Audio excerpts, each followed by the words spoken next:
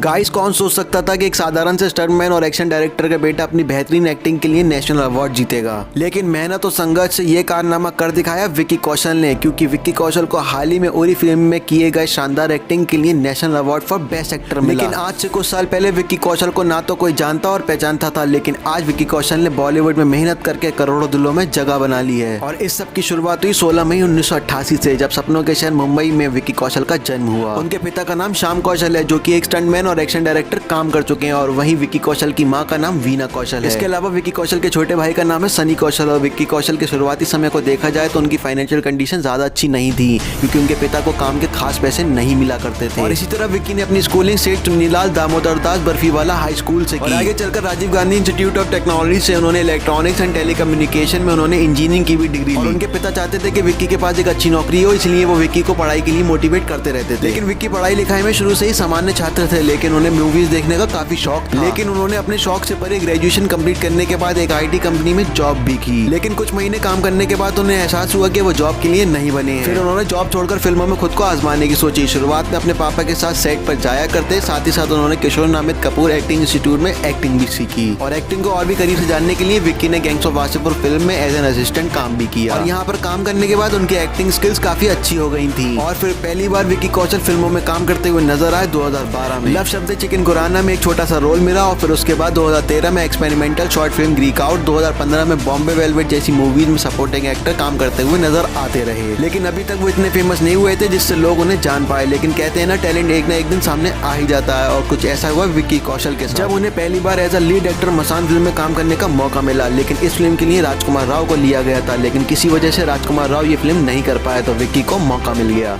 और इस फिल्म में विक्की कौशल की शानदार एक्टिंग को लोगों ने ही नहीं बल्कि बड़े बड़े डायरेक्टर और सेलिब्रिटीज ने भी खूब पसंद किया। इस फिल्म के लिए विक्की कौशल को आईफा और स्क्रीन अवार्ड में बेस्ट मेल डेब्यू और बेस्ट न्यू कमर का अवार्ड मिला। और इसके बाद भी किए गई फिल्मों में विक्की कौशल का कैरेक्टर बहुत इंटरेस्टिंग होता था, जैसे कि रमन राग 2.0, लव पर स्क्वायर फुट, राजी, लव स्टोरीज और संजू जैसी मूवीज में भी वो लोगों का दिल जीतते हुए नजर आए। फिर आगे चलकर राजी में उनके द्वारा निभाए गए किरदार की जहां जमकर तारीफ हुई, वहीं संजू में किए गए रोल के लिए उन्हें Filmfare award for best supporting actor मिला। और कई 2019 के शुरुआत में ही Uri the surgical strike film ने तो उनकी अलग ही पहचान बना दी, क्योंकि उनकी इस फिल्म में उनके काम को फैंस के साथ साथ डायरेक्टर्स ने भी बहुत पसंद किया। और हाल ही में अपनी शानदार एक्टिंग के लिए विक्की कौशल को national award for best actor भी मिला। गाइस, नन्ही चींटी जब दाना लेकर चलती है, चढ़ती दीवारों पर 100 बार फिसलती है। उसकी मेहनत कभी बेकार नहीं होती, कोशिश करने वालों की कभी हार नहीं होती। और ऐसी ही कहानी है विक्की कौशल के छोटे भाई सनी कौशल की, जिन्होंने रिसेंटली शिद्दत मूवी से तो सबका दिल ही जीत लिया। इनका भी जन्म मुंबई में 29 सितंबर 1998 को हुआ।